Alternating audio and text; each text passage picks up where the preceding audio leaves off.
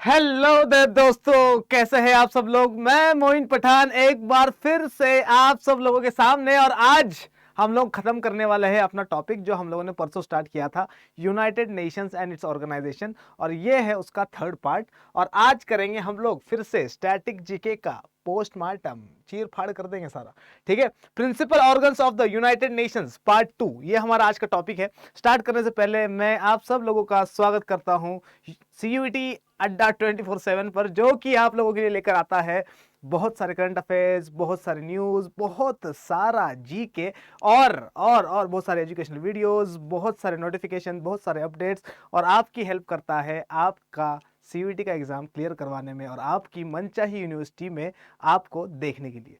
तो आइए जल्दी से बिना टाइम वेस्ट करें अपन करते हैं स्टार्ट, करते हैं पोस्टमार्टम, करते हैं चीर फाड़, और देखते हैं कि यूनाइटेड नेशंस के हम लोगों ने 3 बॉडीज कल पढ़ ली थी, 3 बॉडीज बची थी। वो 3 बॉडीज को आज हम लोग देखने वाले हैं। कल हम लोगों ने पढ़ा था यूनाइटेड नेशन जनरल असेंबली के बारे में, पढ़ लिया था यूनाइटेड नेशंस सिक्योरिटी काउंसिल के बारे में, पढ़ लिया था, और यूनाइटेड नेशंस का सोशल एंड इकोनॉमिक ऑर्गेनाइजेशन के बारे में पढ़ लिया था, इकोसॉक के बारे में। तो आज हम लोग करने वाले हैं 3 और टॉपिक। कौन से रहने वाले हैं वो? एक तो हमारे पास रहेगा सेक्रेटेरिएट, तो यूनाइटेड नेशंस के सेक्रेटेरिएट के बारे में देखेंगे। यूनाइटेड नेशंस के हम लोग देखेंगे इंटरनेशनल कोर्ट ऑफ जस्टिस के बारे में, ICJ के बारे में। और हम लोग देखने वाले हैं एक और किसके बारे में, आइए देखते हैं। तो सबसे पहली चीज जो हमारे पास है आज वो है क्या? अच्छा, ये है हमारे पास। ठीक है, तो सीयूईटी से रिलेटेड अगर कोई भी आप लोगों को प्रॉब्लम हो रही है तो आपको पता ही है क्या करना है। इस वाले बाबा या बाबी को करना है कॉल, तो ये बाबा या बाबी आपको करेंगे आपका सारी की सारी चीजें सॉल्व। ठीक है, राइमिंग हो गया क्या? Call solve. ओके, चलिए तो बढ़ते हैं आगे। ठीक है, और देखते हैं कि अपने पास आज सबसे पहला टॉपिक क्या है, कौन सी है वो फोर्थ बॉडी जिसके बारे में हम लोग आज बात करने वाले हैं। तो फोर्थ बॉडी जिसके बारे में हम लोग बात करने वाले हैं वो है the Trusteeship council. Trusteeship Council, तो ट्रस्टीशिप काउंसिल क्या थी इसके बारे में देखेंगे। क्या बोला मैंने? ट्रस्टीशिप काउंसिल क्या थी, मतलब थी, अब है क्या? अब नहीं है। क्यों नहीं है? आइए देखते हैं जल्दी जल्दी से। तो सबसे पहली चीज जो हम लोग इसमें करेंगे वो ये है कि आज अपन पेन यूज करेंगे येलो कलर का, क्योंकि दिल कर रहा, दिल करेगा तो यूज करेगा। ठीक है, चलो देखो ध्यान से। द ट्रस्टीशिप काउंसिल, तो ट्रस्टीशिप काउंसिल के बारे में क्या बता रही है? It was established to provide international supervision to 11 trust territories and to promote their advancement towards self government and independence. अब सुनो ध्यान से, है क्या चीज, क्या क्या बोल रहा है ये? बहुत इजी चीज बता रहा है। हुआ क्या था 1950 से पहले, अपने को पता है 1950 क्या, 1990 से पहले तक बहुत सारे कॉलोनाइज्ड कंट्रीज थी, है ना। 1945 के बाद ये डिसाइड कर लिया गया कि जितनी भी कॉलोनाइज्ड कंट्रीज है सबको इंडिपेंडेंस देना है।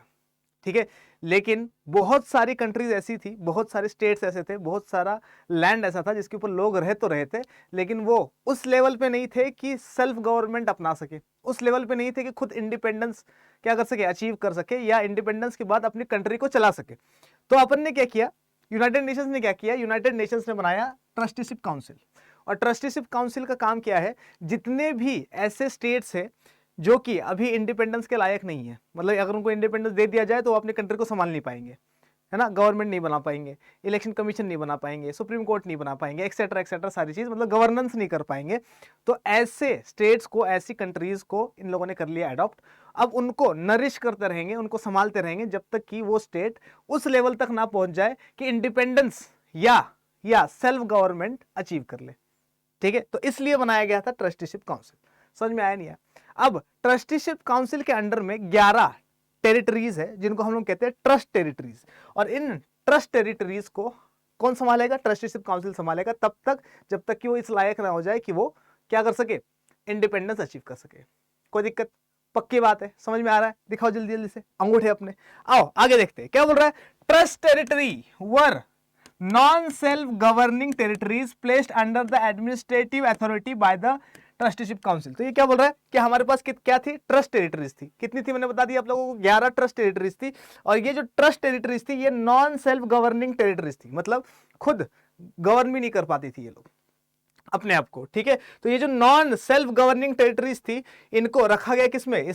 It was placed under the administrative authority of the Trusteeship Council. तो ट्रस्टीशिप काउंसिल के एडमिनिस्ट्रेटिव अथॉरिटी को इनका जिम्मा दे दिया गया कि भैया तुम लोग संभालो इनको, और तुम लोग इनका क्या करो, अपलिफ्टमेंट करो, ताकि ये इतने स्ट्रांग हो जाए कि ये क्या कर सके, ये अपने आप को गवर्न कर सके, सेल्फ गवर्नमेंट इसमें अचीव कर सके, प्लस इंडिपेंडेंस ले ले और क्या कर दे, एक नई कंट्री बना ले। समझ में आया नहीं आया, कोई दिक्कत है क्या? तो ट्रस्टीशिप काउंसिल का क्या था काम था? ट्रस्टीशिप काउंसिल का काम था कि हर वो कंट्री जो कि इतनी कैपेबल नहीं है कि खुद क्या कर सके, गवर्नमेंट बना सके, खुद अपने कंट्री को चला सके, तो उनको संभालने का काम है ट्रस्टीशिप काउंसिल का। और ट्रस्टीशिप काउंसिल कुछ ऐसी दिखती थी, समझ में आया नहीं आया? यहां पर बैठते थे उन काउंसिल के पॉलिटिकल लीडर्स और कौन, ट्रस्टीशिप काउंसिल के मेंबर्स। कोई दिक्कत? आगे देखिए, आगे देखिए क्या बता रहा है। Trusteeship Council achieved its target by 1994। और ट्रस्टीशिप काउंसिल का ये वाला टारगेट जो था कि जितने भी 11 हमारे पास ट्रस्ट टेरिटरीज है, 11 ट्रस्ट टेरिटरीज जो है उनको इंडिपेंडेंस दिलवाना या फिर उनको सेल्फ गवर्नमेंट के लायक बनाना, ये इनका एम जो था, ये इनका जो टारगेट था, ये इन लोगों ने अचीव कर लिया था। देखो कब बना है, 1945। मैंने बताया था 6 की 6 बॉडीज कब बनी है, सारी की सारी बनी है 1945 में, ठीक है। और 1945 से 1994 तक ट्रस्टीशिप काउंसिल काम करेगी और ट्रस्टीशिप काउंसिल का काम खत्म हो जाता है 1994 में, जब पलाऊ को क्या मिल जाती है, इंडिपेंडेंस मिल जाती है। और पलाऊ की कैपिटल क्या है ये बताएंगे मुझे आप लोग, ठीक है। तो सबसे लास्ट कंट्री जो जिसको इंडिपेंडेंस मिला, ठीक है, वो कौन सी थी, जिसको सेल्फ गवर्नमेंट मिला या इंडिपेंडेंस मिला, वो थी पलाऊ। और कब मिला है, 1994 में, ठीक है। देखिए क्या बोला, Trusteeship Council achieved its target by 1994 and thus all trust territories got independence either as separate states or by joining neighboring independent countries। अब देखो ये क्या बोल रहा है, जितनी भी हमारे पास ट्रस्ट टेरिटरीज थी, कितनी थी, 11। तो ये 11 के 11 ट्रस्ट टेरिटरीज जो है, इनको या तो इंडिपेंडेंस मिल गया या तो इन लोगों ने क्या कर दिया, नेबरिंग कंट्रीज को ज्वाइन कर लिया, ठीक है, जो पहले से इंडिपेंडेंट थी और पहले से ढंग से काम कर रही थी। जैसे फॉर एग्जांपल सिक्किम पहले अलग से कंट्री थी, है ना, बाद में क्या करती है, इंडिया में आके जुड़ जाती है, ठीक है। वैसे ही ये क्या बोल रहा है कि ऐसे कितने 11 कंट्रीज थे जिनको 1994 तक क्या मिल गया था, कंप्लीटली आजादी मिल गई थी, उनकी खुद की गवर्नमेंट बनने लग गई थी, या फिर वो क्या हो गए, मर्ज हो गए किसी और कंट्री के साथ, ताकि वो क्या कर सके, ताकि वो मतलब इंडिपेंडेंट हो सके। समझ में आया नहीं आया, कोई दिक्कत है क्या इसमें, कुछ समझने वाली चीज लग रही है क्या, बस पता लग गया इसके बारे में क्या है। 1945 में बना था, 1994 में खत्म हो गया, बाकी सारी चीजें मैंने आपको बताई थी। आगे बढ़े, अगर आ गया है समझ में तो दिखाओ मुझे अपने क्या अंगूठे फटाफट से, ताकि अपन देखें आगे कि आगे क्या है हमारे पास। तो ये बोल रहा है कि trusteeship council was suspended on 1 नवंबर 1994। तो ट्रस्टीशिप काउंसिल का आखिरी दिन कौन सा था, तो ट्रस्टीशिप काउंसिल का आखिरी दिन था 1 नवंबर 1994। और 1 नवंबर 1994 को क्या हुआ था, इससे एक महीना पहले पलाऊ को मिल गया था क्या, इंडिपेंडेंस, जो कि लास्ट कंट्री थी। कैपिटल का वेट कर रहा हूं मैं, कमेंट सेक्शन में जरूर करिएगा। आगे देखिए क्या बोल रहा है, just after the last trust territory achieved it's independence, ठीक है। और लास्ट ट्रस्ट टेरिटरी कौन सी है, पलाऊ है, मैंने आप लोगों को बता दिया।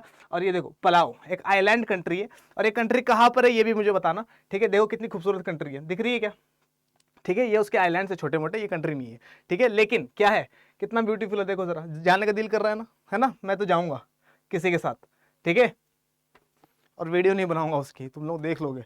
चलो आगे बढ़ते हैं और देखते हैं कि हमारे पास नेक्स्ट क्या है। तो नेक्स्ट है हमारे पास the international court of justice, the ICJ, international court of justice. और इंटरनेशनल कोर्ट ऑफ जस्टिस हमारी है 5वीं बॉडी, है ना, 4 पढ़ लिया अपन ने, 5वां पढ़ लिया अभी, सॉरी 5वां अपन पढ़ने को जा रहे हैं, जिसका नाम है इंटरनेशनल कोर्ट ऑफ जस्टिस। तो इंटरनेशनल कोर्ट ऑफ जस्टिस क्या है, it is the principal judicial body of the United Nations. क्या है ये, प्रिंसिपल, सबसे मुख्य जुडिशियल बॉडी है ना, सबसे मेन ऑर्गन है किस चीज का, जुडिशरी में।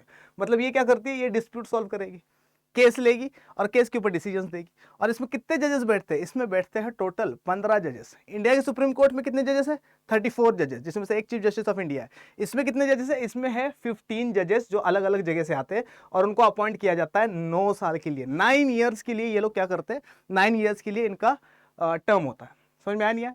इंडिया में कितने टाइम पीरियड के लिए, कितने भी टाइम पीरियड के लिए, लेकिन सुप्रीम कोर्ट वाले 65 ईयर्स तक क्या कर सकते हैं, एज अ जज बैठ सकते हैं, और हाई कोर्ट में 62 ईयर्स बैठ सकते हैं। लेकिन यहाँ पर क्या, यहाँ पर सारे रिटायर्ड आते हैं मोस्टली, ठीक है, या फिर सिटिंग भी आते हैं, लेकिन 9 ईयर्स का टाइम पीरियड है, 9 ईयर्स के बाद tata bye bye see you. देखो इधर क्या बोल रहा है, it is the principal judicial body of the United Nations, मतलब इंटरनेशनल केसेस लेता होगा, है ना। अब गुड़गांव में किसी ने चोरी कर ली तो उसका केस नहीं लेगा वो, इंटरनेशनल कोर्ट ऑफ जस्टिस। आ रहा है नहीं यार समझ में, ठीक है। तो ये क्या करेगा, इंटरनेशनल इश्यूज लेगा, जैसे कश्मीर का इशू हो गया, कल भी बताया था, ठीक है। जैसे फॉर एग्जांपल पैलेस्टाइन का इशू हो गया, है ना, यूक्रेन का और रशिया का वॉर हो गया, तो इसके ऊपर डिसीजन कौन लेगा? इसके ऊपर डिसीजन लेगा इंटरनेशनल कोर्ट ऑफ जस्टिस। कब बना था? 1945, कल ही बताया था, है ना। देखो क्या बोल रहा है, it is the principal judicial body of the United Nations. Role क्या है इसका? रोल क्या है? It settles international disputes according to the international law. तो ये क्या करता है? इंटरनेशनल डिस्प्यूट्स को सॉल्व करता है according to the international law. देखो इधर दिख रहा है क्या? दिख रहा है क्या? है ना, इंटरनेशनल कोर्ट ऑफ जस्टिस, ठीक है। आगे देखिए क्या बोल रहा है, आगे देखिए क्या बोल रहा है। इट इज कंपोज्ड ऑफ 15 जजेस। कितने जजेस है इसमें? 15 जजेस है, who are elected for 9 years by the United Nation General Assembly. Important कि कौन इलेक्ट करता है इनको या कौन सिलेक्ट करता है इनको? इनको इलेक्ट करती है यूनाइटेड नेशन जनरल असेंबली, मतलब लोगों के नाम जाते, ठीक है। इलेक्शन होता है, यूनाइटेड नेशन जनरल असेंबली जिस जिसको वोट देगी, जिस जिस कंट्री के बंदे को वोट देगी, वो बंदा आकर बैठ जाएगा यहाँ पर इंटरनेशनल कोर्ट ऑफ जस्टिस में। समझ में आया? कोई दिक्कत? कितने जजेस है? 15 जजेस। कितने ईयर्स के लिए अपॉइंट होते हैं? 9 ईयर के लिए। गिनो जरा कितने। एक तो यहाँ खड़ा हुआ, देखो ये 1 2 3 4 5 6 7 8 9 10 11 12 13 14 और ये, अरे ये 14 नहीं चलेगा, नहीं चलेगा। अच्छा, ये है 14 और ये वाला बंदा है 15। कोई दिक्कत? 15 के 15 हो गए। अरे बोलो भैया, तो 15 जजेस है, 9 साल के लिए आते हैं। आगे देखिए क्या बता रहा है ये बता रहा है कि कौन अपॉइंट कर रहा है इनको या कौन इलेक्ट कर रहा है? यूनाइटेड नेशन जनरल असेंबली वाले लोग। और सबसे स्ट्रॉन्गेस्ट बॉडी कौन सी? यूनाइटेड नेशन सिक्योरिटी काउंसिल, जिसके बारे में, दोनों के बारे में हम लोगों ने कल पढ़ा था, है ना। यूनाइटेड नेशन सिक्योरिटी काउंसिल का जो प्रेसिडेंट होता है या जो चेयर पे बैठता है प्रेसिडेंट, वो हर महीने चेंज होता है, हाँ कि ना। यूनाइटेड नेशन जनरल असेंबली का प्रेसिडेंट हर साल चेंज होता है। समझ में आया? कोई दिक्कत? आगे देखिए क्या बोल रहा है। Its seat is at the Peace Palace in the Hague. अब देखो ये वाला सिस्टम थोड़ा नया है। अभी तक हम लोगों ने क्या पढ़ा? अभी तक हम लोगों ने पढ़ा कि क्या ट्रस्टीशिप काउंसिल कहां पर है? न्यूयॉर्क में है। अच्छा, United Nation General assembly New York में है। अच्छा, और क्या अपन ने पढ़ा किसके बारे में?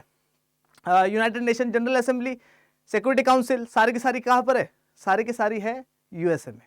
लेकिन ये कहां पर है? देखो ये इंटरनेशनल कोर्ट ऑफ जस्टिस। तो इंटरनेशनल कोर्ट ऑफ जस्टिस की सीट कहां पर है? बोल रहा है कि इसकी सीट जो है वो है पीस पैलेस में, पीस पैलेस। और ये पीस पैलेस कहां है? ये है हैग में। और द हैग, ये हैग कहां पर है? नीदरलैंड्स में, नीदरलैंड्स। और नीदरलैंड्स की कैपिटल है क्या?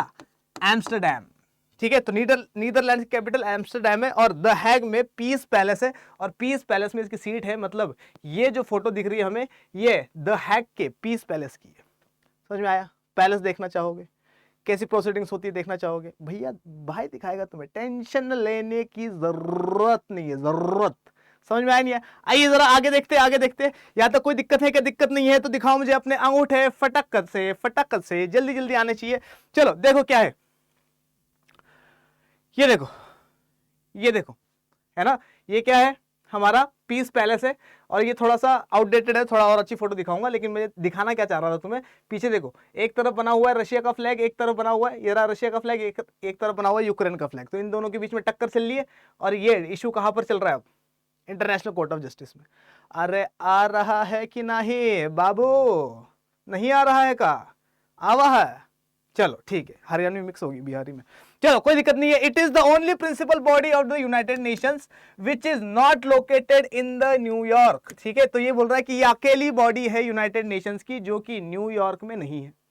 अकेली बॉडी है किसकी? यूनाइटेड नेशंस की, जो कि न्यूयॉर्क में नहीं है। English and French are its official languages. अब देखो ध्यान से, मैंने यूनाइटेड नेशन जनरल असेंबली की लैंग्वेजेस बता दी थी तुम लोगों को, बहुत सारी लैंग्वेजेस थी, है ना। लेकिन ये क्या बोल रहा है?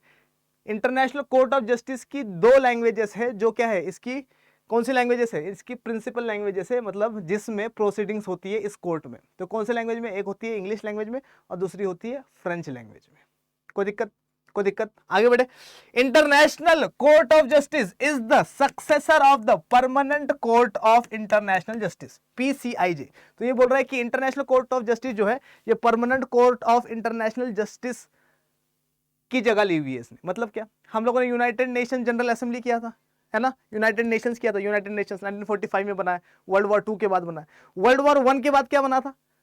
League of Nations. और लीग ऑफ नेशंस के बारे में याद रखना कि लीग ऑफ नेशंस जो है, लीग ऑफ नेशंस ये बना, मतलब इसका एस्टेब्लिशमेंट मतलब इसको बनने की बात तो 1919 में हुई है, इसको बनाया गया है 1920 में। कब बनाया गया है? 1920 में। तो लीग ऑफ नेशंस ने जो कोड बनाया था, जो इंटरनेशनल कोड बनाया था, उसका नाम था permanent court of international justice, PCIJ, जिसके बारे में यहां लिखा है।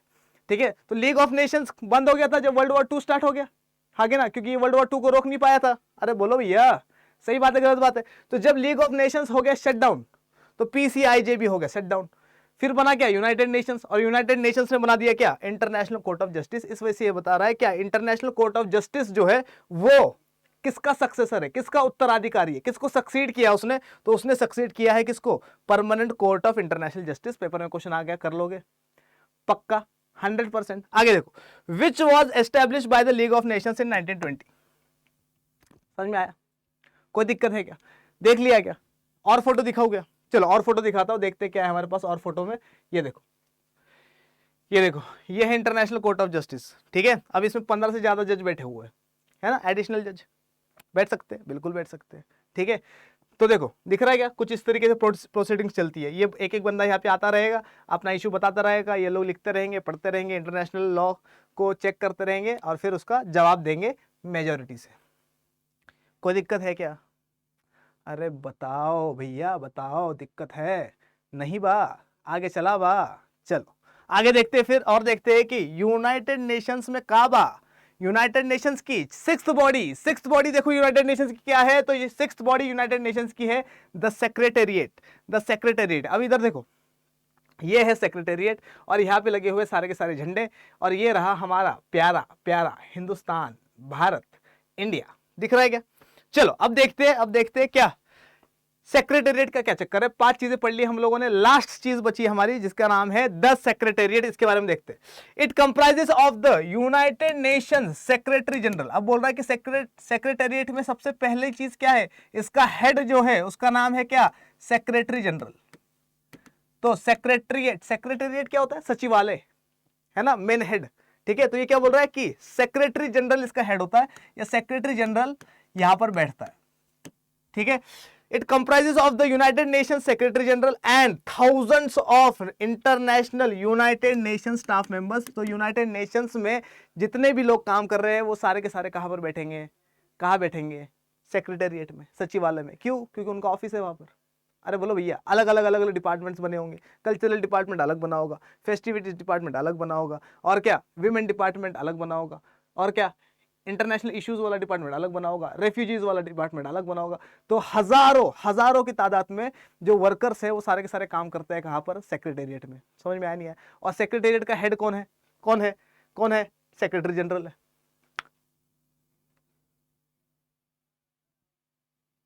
चलो आगे देखो क्या बोल रहा है। It has different departments and offices having different roles and responsibilities. यही जो मैंने अभी बताया, इसमें अलग अलग डिपार्टमेंट्स है और अलग अलग डिपार्टमेंट्स के अलग अलग रोल्स है, अलग अलग रिस्पॉन्सिबिलिटीज है। ऐसे ही होता है हर ऑफिस में, है ना। जैसे फॉर एग्जांपल मैं अड्डा की बात करूं तो टीचिंग डिपार्टमेंट अलग है, ऑपरेशंस डिपार्टमेंट अलग है, टेक्निकल डिपार्टमेंट अलग है, स्टूडियो बुकिंग डिपार्टमेंट अलग है।